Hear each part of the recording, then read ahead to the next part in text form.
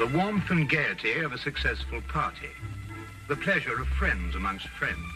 The anticipation of new and interesting people to meet. These are the elements of an enjoyable evening. These are often the memorable occasions in life. This is a story that started at a party, gay, joyous, festive. This is a story of a party that ended with fear and horror. It was a cry for help Sherlock Holmes will never forget. It was a lovely party. Wonderful party, Janet. Good night, Russell. No one deserves happiness more than you and Russell. Thank you, John. Good night. Wish that John were just one half as attentive as Russell. If you ever want to get rid of him, send him to me. Good night, Louisa. Good night. Good night. Oh, I love them all. But is it unkind of me to say that I'm glad we're finally alone? Not unkind at all.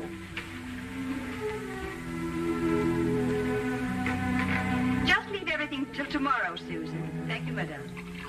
Good night. Good night, madame.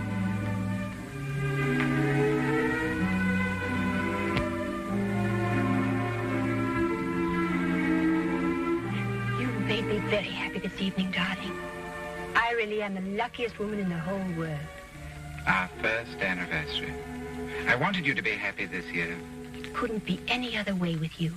It might have been. Impossible. There may be a deep and dark side to my nature. Of course there is, darling. All interesting men have dark sides to their natures. Possibly even black. Oh, most certainly black. I'm a murderer. Of course you are. More than once. Innumerable times, I'm sure. 7 times. And are you going to murder 7 times again? Once again. Anyone I know? You? Oh, wonderful. And will you give me warning? I'm giving you warning. Will you kill me with kindness? No. Like this. Russell,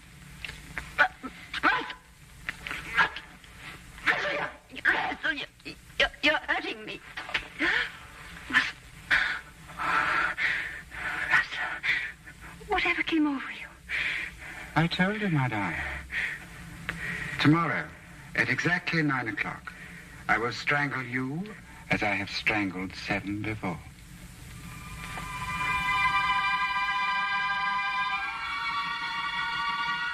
You're serious? About the art of murder, I am always serious. I've used it as it suited my convenience.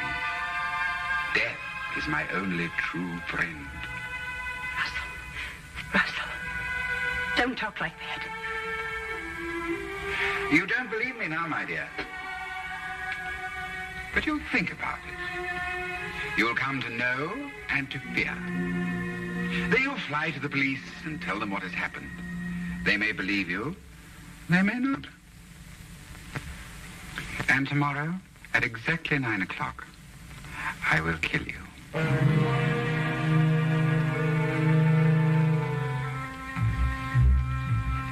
Good night, Maggie.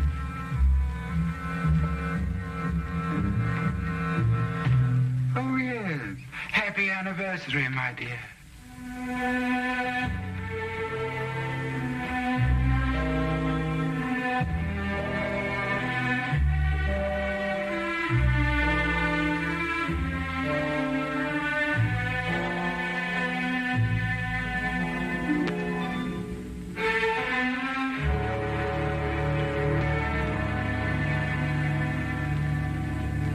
Suppose you tell us the whole story as it happened. It might be easier that way. Of course. I'm Mrs. Russell Partridge.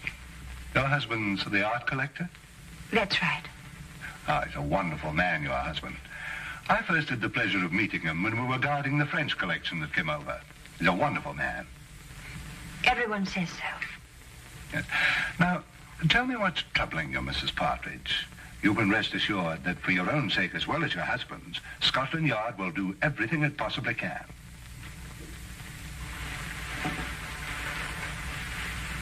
It was nothing. Nothing? I was mistaken. I can see it now.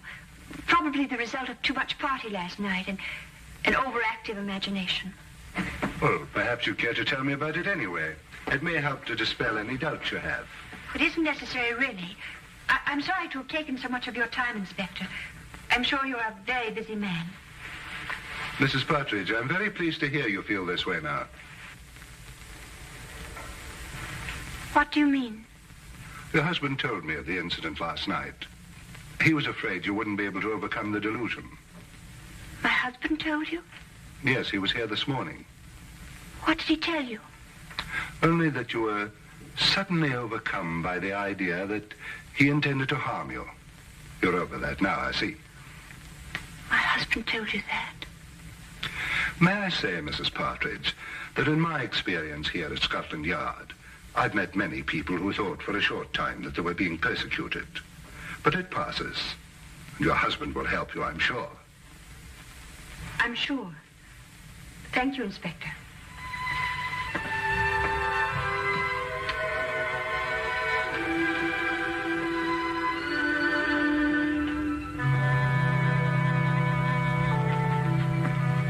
Well, what do you make of that, sir? Follow, Wilkins. Very good, sir.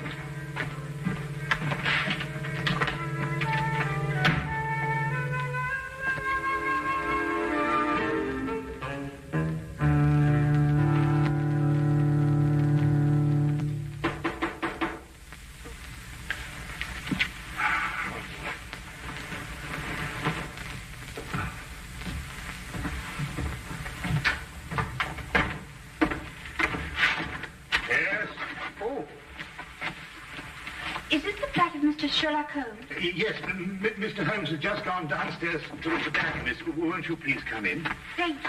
Oh, please excuse me. Would you like to sit over here?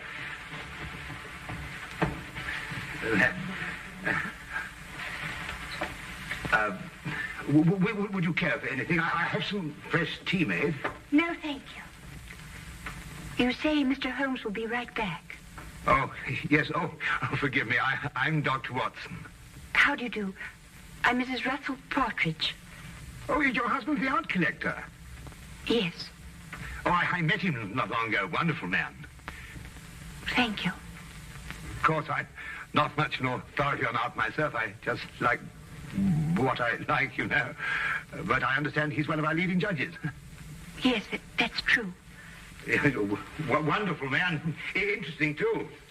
Yes. I think perhaps I'd better leave. I was wrong to think that... What a beautiful day, Watson. Perfectly exquisite. We really must make an effort to get out and about more often and see the beauties that I beg your pardon, madam. I didn't realize we had a guest. May I present Mr. Holmes? This is Mrs. Russell Partridge. Do forgive the exuberance of my entrance, madam. I'm delighted to meet you. Won't you sit down? I think that I realize the situation is a delicate one. How do you know? Because you didn't wish it to be known that you'd come here. So you left your carriage at the corner of the street and walked. You saw me? No, as a matter of fact, I didn't. But I observed that the hem of your skirt has picked up a certain amount of dust from the street.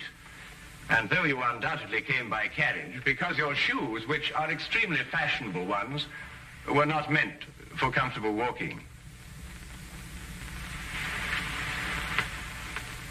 Mr. Holmes, I need your help. In what way, Mrs. Partridge? I believe my husband is going to kill me. Russell Partridge? Why do you believe this, Mrs. Partridge? He told me he would. Last night. Why, that's impossible. I had the same reaction at first, Dr. Watson. It couldn't be true. Not by Russell. As everyone tells me, he's such a wonderful man. And when did he say he was going to do this? Tonight, at 9. And then he said something impossible, Mr. Holmes.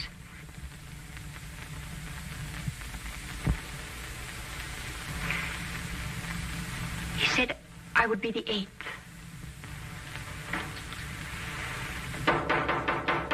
Excuse me.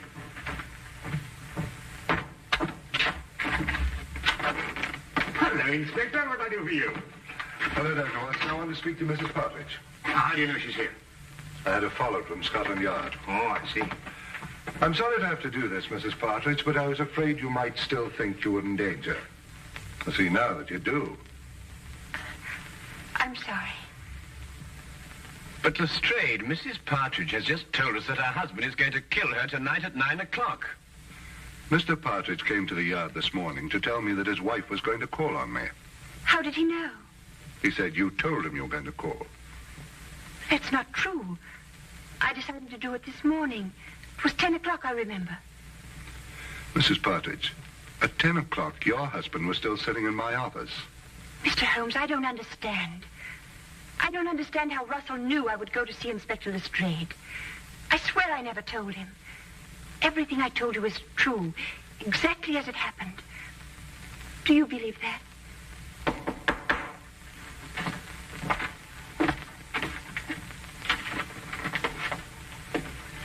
Excuse me. My name is Partridge. I believe my wife is here. Yes, indeed, she is. Will you come in? Russell. I'm sorry I'm late, my dear. I was detained at the gallery. Are you ready to leave? How did you know I was here? How did I know you were here? Yes. How did you know? But you said you'd be here. You told me to meet you here. Have you forgotten?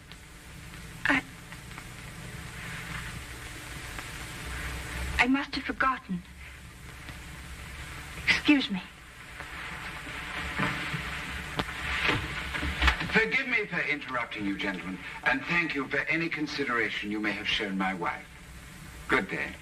Good day.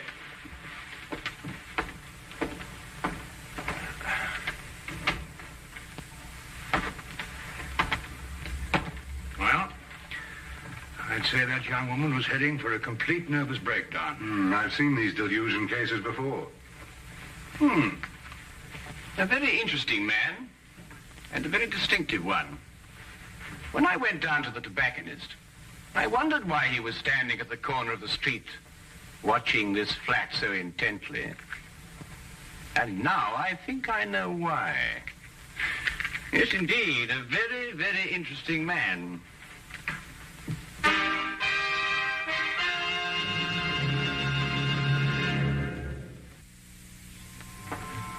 Well, Lestrade, there were two incidents in the romantic life of Russell Partridge.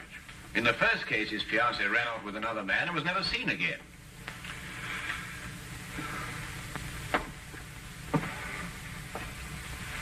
She ran off with an American, didn't she?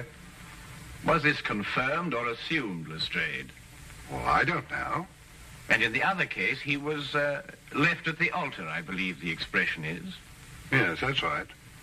Was that girl ever heard of again? She ran off with a South American, I believe.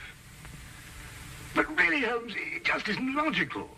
If Russell Partridge really intends to kill his wife, he's not going to tell her about it first. That'd be putting a rope round his neck. Would it be? Do either of you really believe that? It isn't logical, Holmes. It isn't usual, Lestrade. But this man is just amusing himself. He's an insane fanatic. And unless you get a warrant out for his arrest, I, for one, won't be responsible. Now, look here, Holmes. I can't ask for a search warrant every time a man's left at the altar. What would you be looking for anyway? The evidence of the 7 other murders he told his wife he'd committed. Holmes, you must understand that... Well... Or the 8th will be on your hands.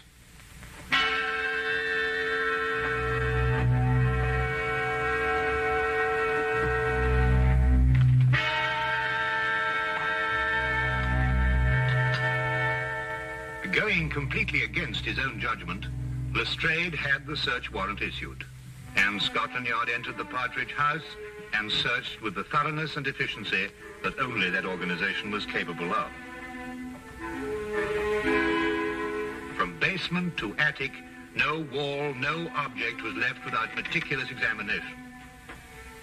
Holmes directed the entire investigation. I have never seen him so intense, so insistent, and at the end, so completely frustrated.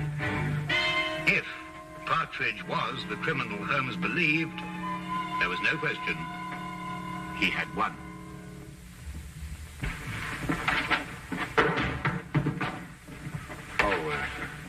Naturally, Mr. Partridge, the Yard will assume responsibility for putting things back as they were. Thank you, Inspector. I do hope you'll forgive us bursting in like this. It's, Mr. Holmes who... I understand Mr. Holmes very well. I suppose I'd feel the same way, under the circumstances.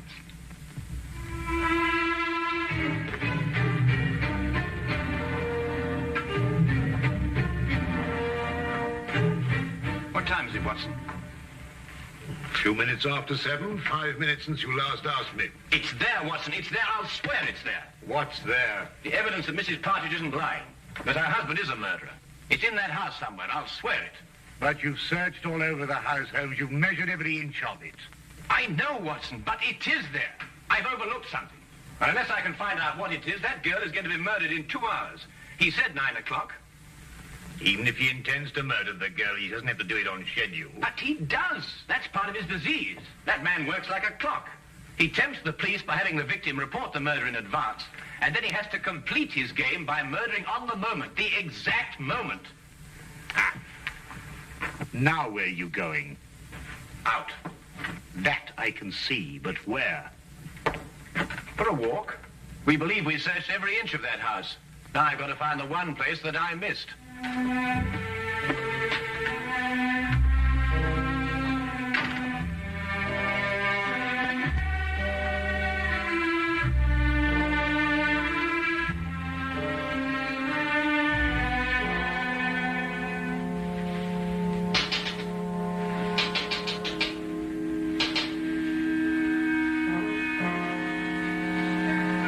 Mr. Holmes. Good evening, Mrs. Partridge. I realize the entrance is somewhat unconventional, but then so are the circumstances. I believe I made the climb unseen. What are you doing here? I want to prevent you from doing this. I can't stay here. You must. If I stay here, kill me. Mrs. Partridge, I know your life is in danger, but if you leave here, I can't guarantee your safety. If you stay and help me, we may yet have a chance. A chance? Yes, it's my theory that your husband will try to... Janet!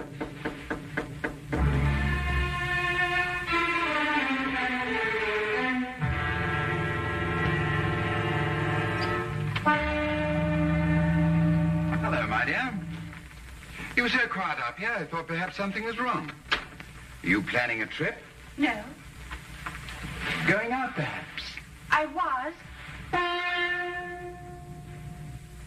But then I changed my mind.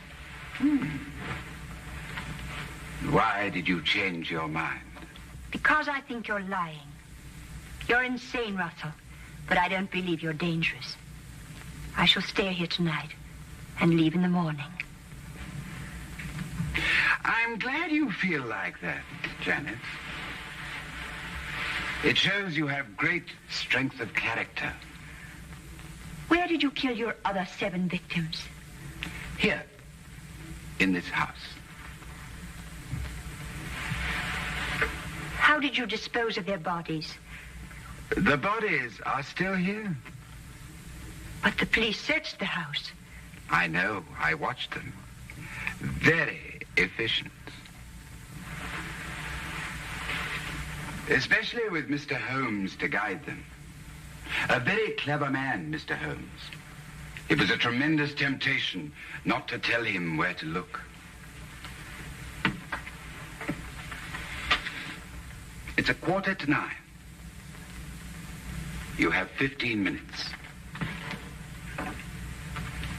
Why don't you run away?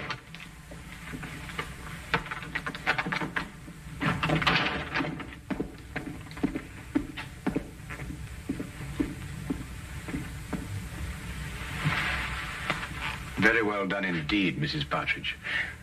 I must apologize for the oversight. What do we do now? Now we wait.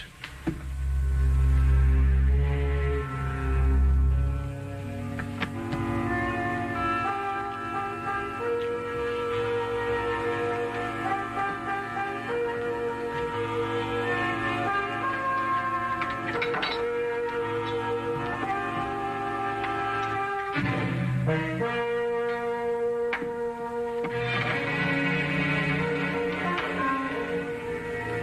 one.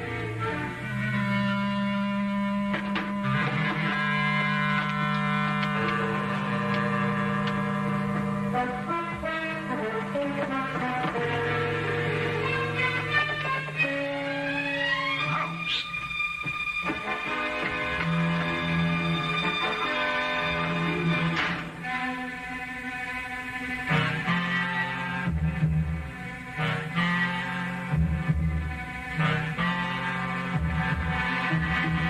At last, I remember it. What is it, Mr. Holmes? For one place I forgot to look.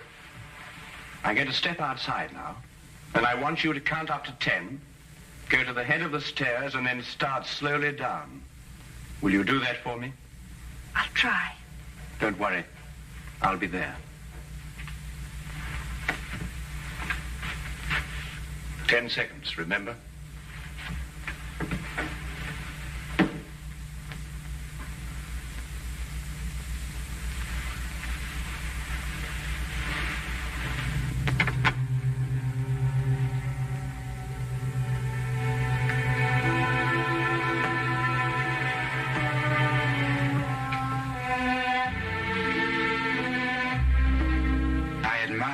Courage, Janet.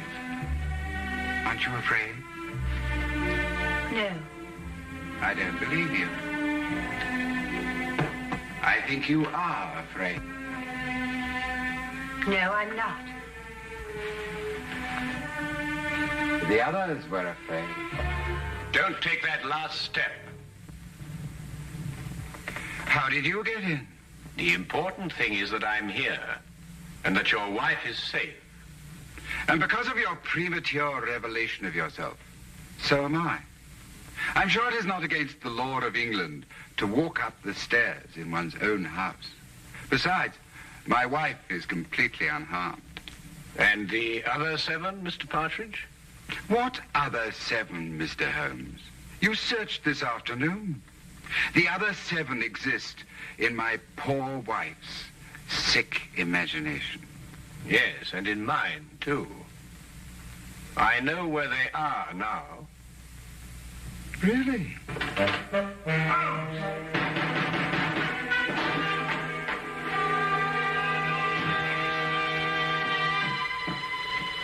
What's happened? Get the poker from the fire, Watson. Poker? Yes, the poker.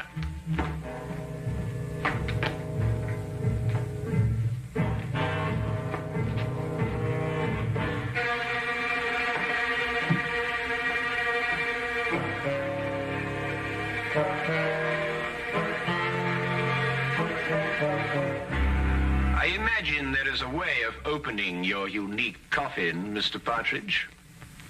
And if not, Dr. Watson here is more than capable of breaking it open.